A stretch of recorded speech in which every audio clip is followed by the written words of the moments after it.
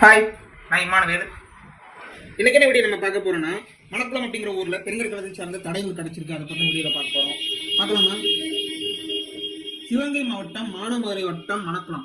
இந்த ஒரு ஊர்ல வந்து பாத்தீங்கன்னா, இந்த ஊர் பக்கத்துல இருக்கிற வளையனோடை கம்மாய் அப்படிங்கிற ஒரு கம்மாய் பகுதியில் வந்து பாத்தீங்கன்னா, அந்த கம்மாய் பகுதிக்கு பக்கத்தில் இருக்கிற ரொம்ப இடங்கள்ல வந்து வித்தியாசமா வந்து உருவத்தில் இருக்கிற சில கற்களை வந்து அந்த பகுதியில் கடந்திருக்கு. இது வித்தியாசமா இருக்கிற கற்களை வந்து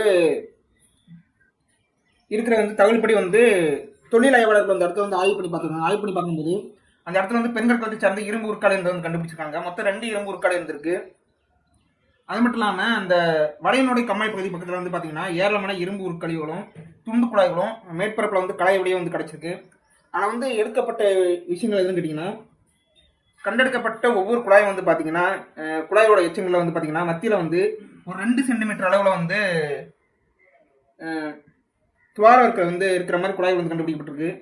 அது மட்டும் இல்லாமல் வந்து இது இந்த சிதைவுற்றிருக்கிற அந்த குழாய்கள் எல்லாம் எது கேட்டிங்கன்னா மேற்பரப்பிலே கிடைச்சிருக்கு. இதெல்லாமே வந்து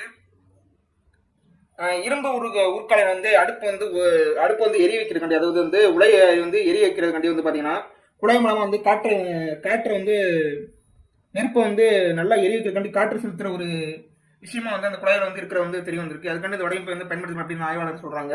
அது மட்டும் இல்லாமல் வந்து அந்த பயிர் வந்து ஏராளமாக வந்து கருப்பு சிவப்பான உடல் வந்து கிடைச்சிருக்கு. இரும்பு உருக்கு கழிவுகளும் அப்புறம் இரும்புத்தூள் படிமங்களும் வந்து ரொம்ப இடங்களும் வந்து கிடைச்சிருக்கு. அது மட்டும் இல்லாமல் அந்த பயிர் வந்து நிறைய இடங்கள் செம்பராங்கற்களும் கிடைச்சிருக்கு. செம்பராங்கற்கள் வந்து கரிக நிலையில் கிடைச்சிருக்கு. இந்த செம்பராங்கற்கள் வந்து பார்த்தீங்கன்னா பாறைக்குள்ள வந்து இயற்கையாக வந்து இரும்பு கலந்துருக்கு.